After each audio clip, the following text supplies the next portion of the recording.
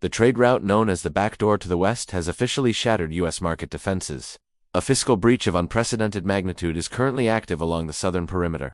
Financial intelligence confirms a calculated exploitation of the USMCA framework. Billions in revenue are evaporating from the American economy in real time. This is not a projection. This is a confirmed statistical hemorrhage. The deficit with Mexico has accelerated to a projected $263 billion for 2025. Foreign entities are using Mexican logistics hubs to bypass Section 301 tariff. Steel, aluminum, and electric vehicle components are flooding the market duty-free. Every container that crosses the border under false flags is a direct strike on national sovereignty. The industrial base of the United States is facing a tactical encirclement. If you believe in the defense of national industry and the rule of law, like this video now. Secure your position in the comments with Defend the Market to show your support for trade enforcement. We are tracking the silent logistics war that is redefining the North American economy. The data is irrefutable. Imports from Mexico have surged, but the origin is not Mexican. This is a sophisticated transshipment operation designed to neutralize U.S. trade barriers. Your awareness is the first line of defense against this economic infiltration. Prepare for a tactical breakdown of the mechanism causing this revenue shock. The operation to seal the breach begins now. The sheer scale of the logistical infrastructure mobilized for this operation is staggering. We are not looking at a few isolated smuggling attempts, but rather a coordinated industrial-scale movement of cargo that dwarfs standard commercial traffic. The arsenal in this economic theater consists of millions of shipping containers, each acting as a Trojan horse within the global supply chain. The primary entry points are the deep-water ports of Manzanillo and Lázaro Cárdenas on Mexico's Pacific coast. These terminals have transformed into the staging grounds for a massive influx of Asian manufacturing output. The volume of 20-foot equivalent units, or TEUs, arriving from across the Pacific, has spiked in a manner that creates a statistical anomaly visible from orbital economic monitoring. The weapons system here is not ballistic, but bureaucratic and industrial. It utilizes the IMEX program, a Mexican government instrument designed to boost manufacturing as a tactical shield. Under this cover, raw materials and semi-finished goods enter Mexico tax-free, theoretically, for processing and re-export. However, the processing is often minimal or non-existent. A steel coil arrives, is stamped, and suddenly becomes a North American product. This substantial transformation loophole is the ammunition used to penetrate the tariff walls erected by Washington. The commodities involved are strategic, industrial-grade steel, aerospace, aluminum, and the critical components of the electric vehicle drivetrain. We are tracking the deployment of transshipment tactics that rival complex military logistics. The cargo manifests are scrubbed and altered. A shipment of microelectronics originating in Shenzhen is offloaded in Colima, transported by rail to a warehouse in Monterrey, and repackaged. The Made in China labels are removed, replaced with Assembled in Mexico certification. This is the new stealth technology of trade war. It renders the Section 232 tariffs on steel and aluminum ineffective, as the metal enters the U.S. economy disguised as USMCA-compliant automotive parts. The speed of this flow is relentless, operating 24 hours a day, 7 days a week, overwhelming customs inspectors with a saturation attack of paperwork and cargo volume. The vehicles carrying this contraband are standard 18-wheelers, but their payloads represent a direct kinetic impact on the U.S. Treasury. Every truck that clears the Laredo or Otay Mesa crossing carrying mislabeled goods is effectively looting the tariff revenue that belongs to the American public. The scale of this fleet is massive, creating a river of steel flowing north on Interstate 35. This is not just about cheap consumer goods. It is about the heavy industrial inputs that form the backbone of national defense and infrastructure. When the domestic steel industry cannot compete with subsidized foreign metal entering duty-free, the national industrial base erodes. The detection apparatus for this violation involves advanced data forensics and signals intelligence applied to the economy. U.S. Customs and Border Protection, or CBP, operates as the primary defense force on this front line. Their analysts have detected a massive discrepancy in the trade balance ledger. While Mexican exports to the U.S. have skyrocketed, Mexico's own manufacturing output has not increased proportionally.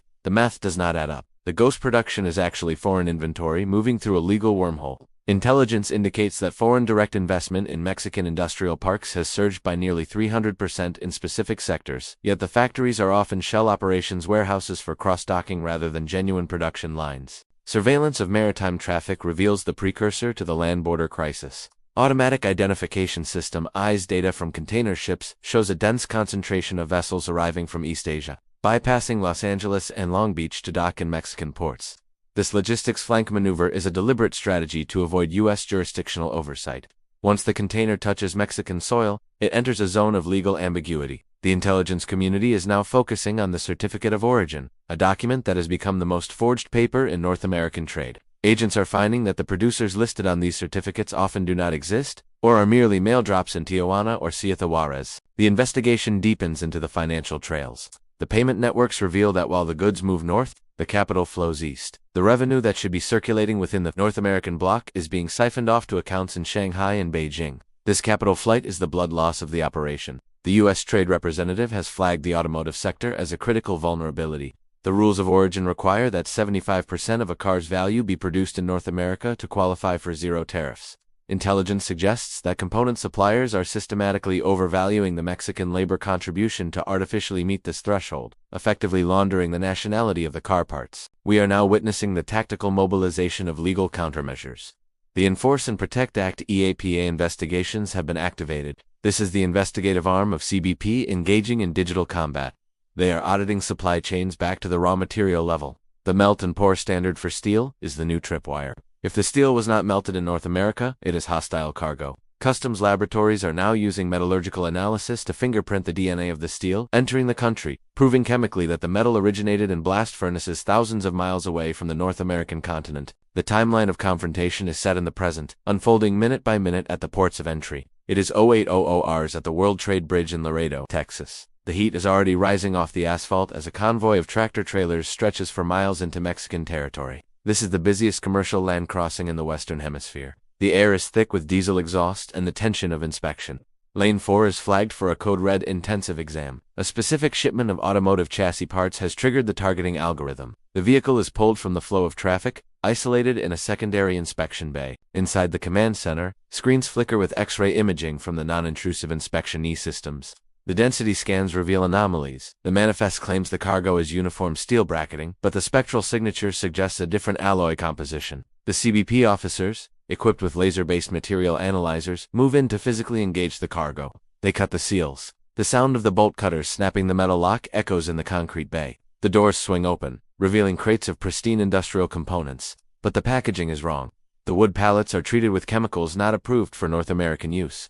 The markings on the inner plastic wrap bear simplified Chinese characters that were missed during the repackaging process in Monterrey. The clock ticks as the officers begin the breakdown. 845 hours. They strip the outer layers of the cargo. Buried deep within the crate, they find the original factory invoices. Mistakenly left behind by a careless warehouse worker in the rush to transship, the documents prove the origin is a state-owned enterprise in Hubei province. This is the smoking gun. The shipment is immediately seized. It is no longer commercial goods. It is evidence of a federal crime. The driver, a contractor who likely knew nothing of the deception, watches as the seizure notice is slapped onto the windshield.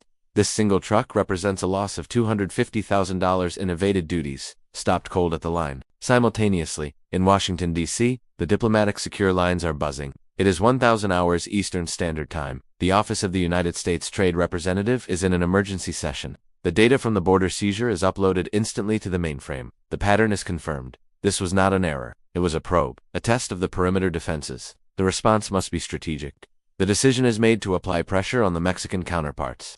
The threat of closing the border to commercial traffic looms, a nuclear option in trade terms that would paralyze the automotive industry within 48 hours, 1,130 hours. The ripple effect of the seizure hits the logistics network. Alerts flash on the screens of freight forwarders in Mexico City and logistics managers in Detroit. The supply chain has been severed. Just-in-time manufacturing lines in Ohio and Michigan begin to flag warnings of component shortages. This is the collateral damage of the trade war. The American factory floor feels the tremor of the enforcement action taken at the border, but the line must hold. To allow the illegal steal through is to surrender the domestic market to predatory pricing that no American mill can match. 1,300 hours, a second front opens at the port of Long Beach. While the land border fights the transshipment, the maritime units are hunting for the direct evasion attempts. A container marked kitchen supplies is offloaded. The radiation portals remain silent, but the density scanners scream. The container is too heavy. Inside, beneath a thin layer of cheap plastic cookware, are tons of aluminum extrusions. This is weight fraud. The importers are lying about the commodity code to pay 2% duty instead of the punitive 25% Section 232 tariff. The officers swarm the container. This is a physical reclamation of lost revenue. Every pound of aluminum seized is a victory for the integrity of the tax code. 1,500 hours. The sun beats down on the Otay Mesa crossing in California. The sheer volume of traffic is the enemy here.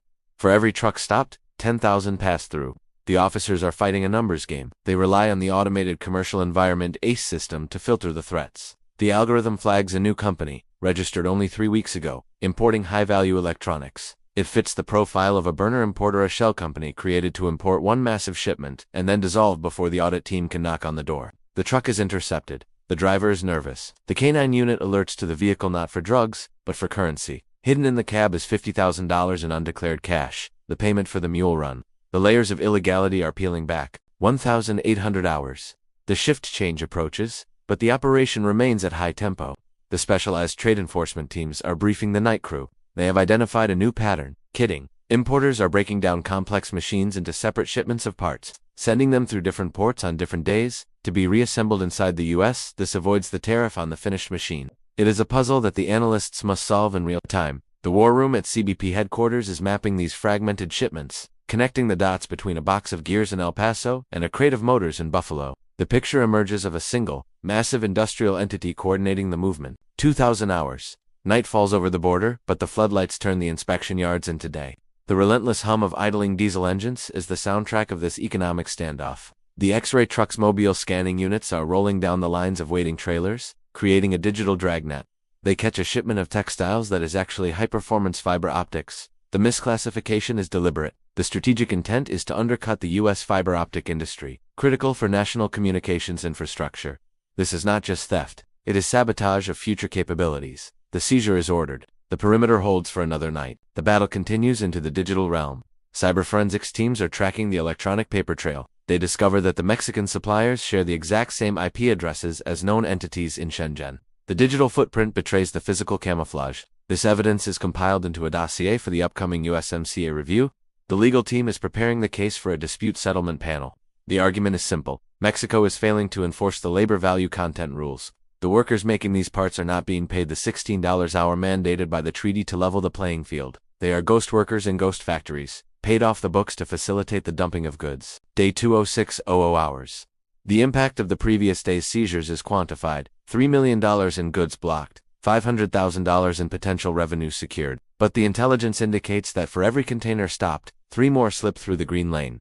The adversary adapts. They shift routes, change trucking companies, alter the packaging. It is a game of cat and mouse, played with 40-ton steel boxers. The CBP commissioner issues a new directive, 100% verification on all steel imports from specific high-risk importers. The lane closures begin. The traffic backs up for miles. The cost of compliance is time, and the industry screams, but the security of the market demands the delay. 900 hours, a joint task force raid is launched on a warehouse in Laredo. On the U.S. side, this facility is suspected of being a forward operating base for the transshipment network. Agents breach the perimeter. Inside, they find the relabeling operation in progress. Workers are peeling Made in Mexico stickers off boxes, revealing the true markings underneath. This is the final stage of the laundering process. Caught red-handed, the inventory is seized. The computers are imaged. The network map on the wall shows distribution points in all 50 states. This warehouse was feeding the retail giants of America with contraband goods. 1,200 hours. The political fallout begins. The Mexican government, facing the threat of losing its privileged trade status, announces a new decree.